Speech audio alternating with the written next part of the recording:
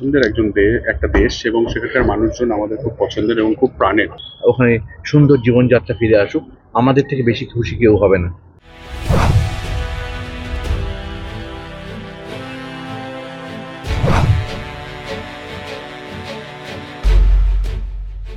উত্তাল বাংলাদেশ।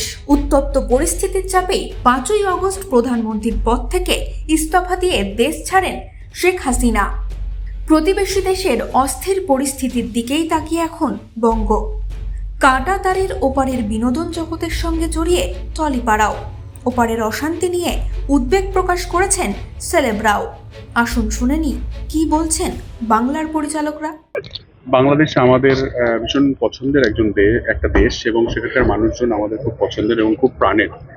এবং বাংলাদেশের কালচার, বাংলাদেশ সংস্কৃতি সমস্ত কিছুটার সঙ্গে কোথাও আমরা ওতপ্রোতভাবে জড়িয়ে আছি। আমি একজন ব্যক্তি হিসেবে এটা আমার একদম নিজস্ব মতামত, এটার সঙ্গে কোনো পলিটিক্যাল বা কোনো কিছু জুড়বেন না।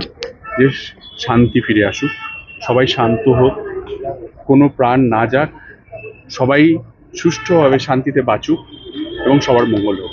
দেখুন, বাংলাদেশের অবস্থান নিয়ে একজন বাঙালি হিসেবে নিশ্চয়ই আমি বিচলিত, কিন্তু তেমনি আবার মাঝখানে একটা কাঁটাতারের বর্ডার আছে। তো বাংলাদেশের সঙ্গে আমার কৌশিকদার বা আমাদের অনেকেরই আত্মিক নারীর টান, আমার পারিবারিক যোগাযোগ আছে। তো নিঃসন্দেহে উদ্বিগ্ন তো বটেই।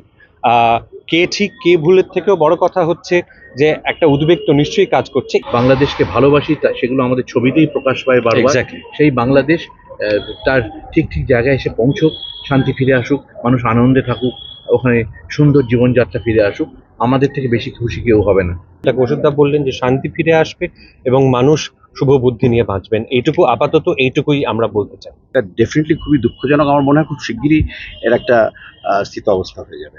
শান্তি সেটাই বার্তা হিসেবে কি বলবেন? অবশ্যই এটাই আমার মনে হয় সবার এক্ষুনি এটা নিয়ে ভাবা উচিত। আমার মনে হয় এটা একটা সরকারি সিদ্ধান্ত। বাংলাদেশ এক্ষুনি আমার মনে হয় let us hope for the best. এই ব্যাপারটাকে এটাই বলবো। এই সময় ডিজিটাল।